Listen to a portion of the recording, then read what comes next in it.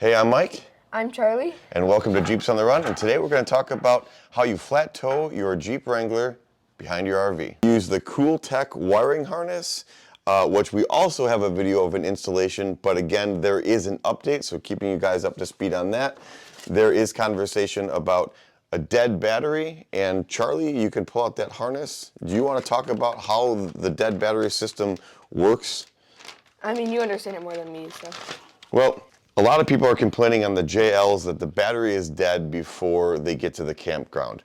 We never had that issue, and why did we never have that issue? We have not had this issue of a dead battery because we have our Jeep battery being charged by our RV. So to Charlie's point, I personally have not had a dead battery. Having said that, this problem is only true on a JL with LED light package, specifically the LED taillights. And the reason that is back in the day, when your tail light monitor would tell you if you had a burnt out tail light or not, it would use the resistance of the bulb. If the resistance of the bulb was gone, it knew that the bulb was burnt out. Fast forward to LED lights, that resistance is such a minimal thing. There's actually a separate trigger wire that goes back to the tail lights and wakes up the computer on the Jeep to say, hey, I'm burnt out. So while this does breaks all the power to the taillights, it doesn't break that signal wire. So the Jeep still thinks that the taillight's burnt out. That signal is still looking for the taillight, and it wakes up the Jeep every time you hit the brakes on your RV. So this switch will break the signal wire back to the computer saying that the taillights are burnt out, and it will no longer wake up your computer on the Jeep while you're towing.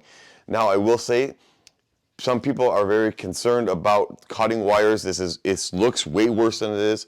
It's pretty non-invasive, and even with the factory Mopar harness, you will have the same issue with a dead battery if you have the LED taillights, because the factory Mopar harness doesn't accommodate for that same communication between the burnt out lights and the tail lights.